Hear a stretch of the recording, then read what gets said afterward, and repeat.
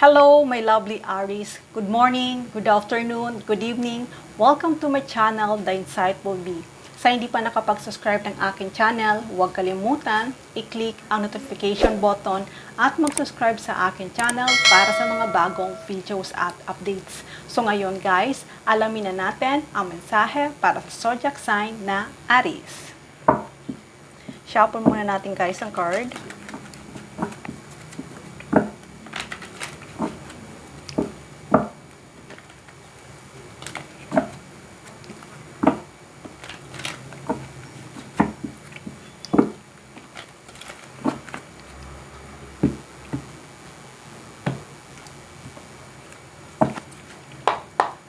Okay, Aries.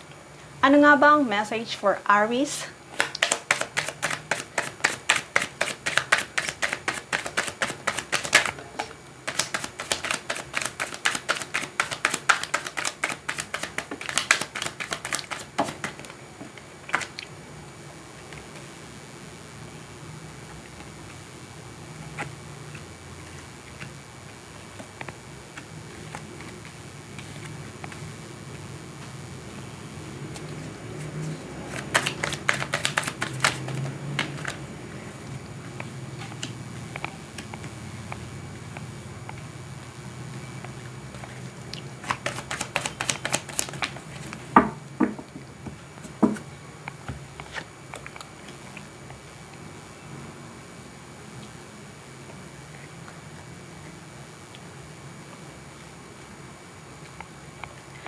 Okay, Aries.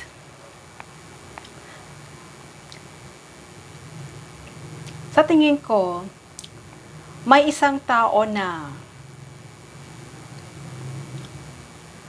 hindi siya makapagsalita dahil hindi niya masabi ang katotohanan.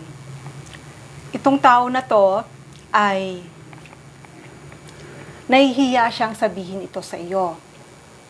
Maaaring nagkaroon kayo nito ng misunderstanding, kaya nahihiya ito na maghingi sa'yo ng apology. Pero, itong tao na to ay na-realize niya na it's time na para humingi sa'yo ng sorry. At it's time na rin para sabihin niya sa'yo ang matagal niya nang nararamdaman. Kasi itong tao na to ay hindi niya na kayang itago itong sikreto na to. Kasi maaaring itong tao na to ay natatakot to na mawala ka sa buhay niya. Kaya itong tao na to, kung ano man yung hindi nyo napagkaintindihan dati, ay at nagkaroon siya ng space para sa'yo, ngayon ay sasabihin niya na ang totoong nararamdaman niya. Kasi nga, talagang ikaw ang nasa isip nito. Kung dati ay hindi pa siya handa makipag-commitment, ngayon ay naisip niya na it's time na para pumunta ulit sa iyo at humingi ng sorry kung bakit dati ay hindi pa siya handa makipag-commitment sa iyo. Pero this time, itong tao na to ay handa na to. Handa na tong pumunta sa iyo at handa na tong makipag-commitment para sa iyo. Maaaring itong tao na to sa ngayon ay nagpe-prepare siya. Nagpe-prepare siya na sasabihin niya sa iyo, nagpe-prepare siya na kung ano dapat ang gawin niya para matanggap mo ang kanyang apology. Pero gusto niya kasi ulit na magkasama ulit kayo. Kasi may mga memories at may mga naaalala niya nung magkasama kayo na napakasaya niyong dalawa. Kaso nga lang, nagkaroon kayo ng maliit na hindi pagkakaintindihan, kaya nagkaroon kayo ng space sa isa't isa. Pero this time, itong tao na to ay handa na tong makipag-commitment sa'yo kasi takot nga siyang mawala sa'yo. Takot siyang mawala ka sa kanya. Takot siyang mawala ka sa kanya. Kaya, itong tinatago niyang sikreto ay, at natatakot siya na baka mamaya niyan ay mayroon ka ng iba. Kaya ngayon, naisip niya na it's time na para bigyan niya ng lakas ang loob niya. It's time na para alisin niya ang takot niya at sabihin niya ang nararamdaman niya para sa'yo. Kasi talagang itong tao na to ay natatrap siya. Natatrap siya, hindi siya makapag-concentrate, hindi siya makapag-focus kasi nga ikaw lagi ang nasa isip nito. Ikaw lagi ang nasa isip niya. Kahit nasaan siya tumingin, saan siya lumingon, ikaw lagi ang naaalala niya. Kaya ngayon, kung ano man yung hindi nyo napagkasunduan at nagkaroon kayo ng misunderstanding, this time ay talagang handa na siya. Handa na siya magsalita. Handa na siya na-realize niya na nung hindi ka kasama niya ay napakalungkot niya. Akala niya, kaya niya, pero hindi niya pala kaya. Kaya ngayon ay talagang hindi na siya nagda-doubt. Hindi na siya nagda-doubt at talagang nakapag-desisyon na siya na ikaw talaga ang pipiliin niya. Kaya this time, nga sinabi ko sa'yo, nag-iisip siya kung paano niya sasabihin ito sa iyo. Maaaring ito taong na to ay naghahanap siya ng paraan kung paano kanya makakausap. Maaaring kinakausap niya yung mga kaibigan mo o mga malapit sa buhay mo para kayong dalawa ay magkaayos kayong dalawa. Pero this time talagang handa na talaga siya. Handa na talaga siya na sabihin ang nararamdaman para sa iyo at handa na siya na makipag-commitment sa iyo. Kaya, naghahanda siya na gusto kanyang makausap. Maaaring supresahin ka sa bahay nyo at yayain kanya lumabas at magkausap kayong dalawa. At ipapaliwanag niya sa lahat at sa iyo kung ano talaga ang nangyari at hindi lang yung ipapaliwanag niya kung bakit hindi pa siya handa makipag-commitment sa iyo at bakit naghingi siya ng space at bakit hindi kayong dalawa nagkaroon kayo ng hindi pagkakaunawaan. Kaya itong tao na to ay handa na tong harapin ka at handa na tong harapin niya kung ano man yung takot niya. Kasi talagang natakot to na mawala ka sa kanya. Kaya, Aries, kung sa tingin mo itong tao na to ay hindi na babalik para sa'yo, babalik ito para sa'yo. Kaya, huwag mong isarado ang puso mo. Hayaan mo siya na maipaliwanag niya sa'yo ang totoong nararamdaman niya. Pero nasa sa'yo pa rin yan kung tatanggapin mo ito. Pero itong tao na to, sa pagpunta nito sa'yo, ay napaka-sincere niya. Kaya huwag mong hayaan mo muna siya na makapagsabi kung ano ang nararamdaman niya. Kasi talagang itong tao na to ay talagang mahal na mahal ka nito eh. Na-attract siya sa'yo.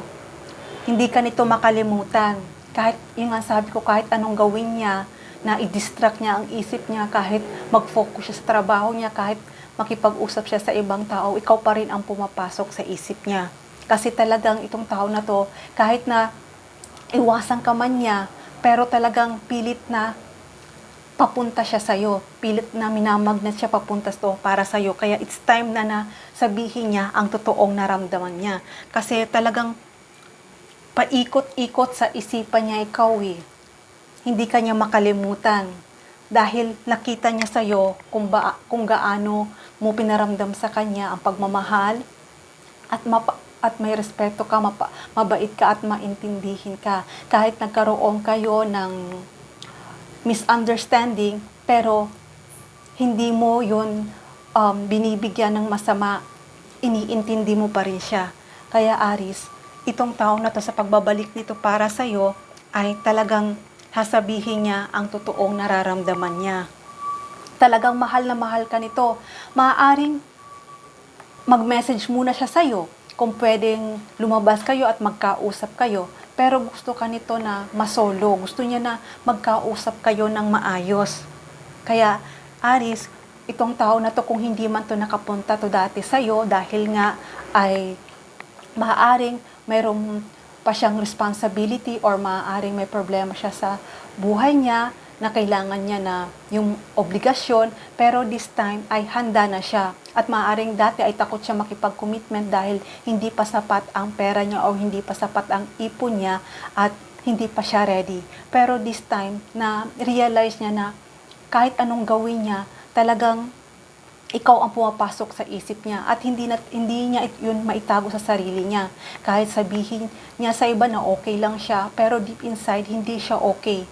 Pero this time ay handa na to. Handa na itong makipagharap sa iyo. Handa na tong sabihin niya ang totoong nararamdaman niya para sa iyo. Dahil talagang itong tao na to ay talagang naa-attracto para sa iyo eh. Hindi lang yon, talagang match talaga kayong dalawa kasi nandito ang King of Wands at nandito ang Queen of Wands. Talagang match talaga kayo para sa isa't isa. Kaya sana maintindihan mo kung bakit na itong tao na to ay nagkaroon ng kayong dalawa ng separation. Pero this time ay talagang handa na talaga siya. Handa na siyang sabihin niya ang nararamdaman niya at handa na siyang bumalik sa iyo ulit at handa na siyang makipag-commitment sa iyo ulit. Kaya, Aries, nasa sayo pa rin yan kung tatanggapin mo itong apology niya at itong pakikipag-reconcile niya sa iyo. Kaya, Aries, kung dati ay hindi pa siya handa, sana maintindihan mo dahil minsan may mga reason kung bakit ay hindi pa isang tao handa. Pero this time na nagkaroon na ng space at na-realize niya na ikaw pala talaga ang kailangan niya. Itong tao na to ay mahal na mahal ka niya. At hindi lang yon, talagang parehas ang page nyon dalawa. Handa na to makipag-commitment sa iyo. Kaya Aries, hanggang dito na lang muna ang mensahe na to. Love and peace. Mwah.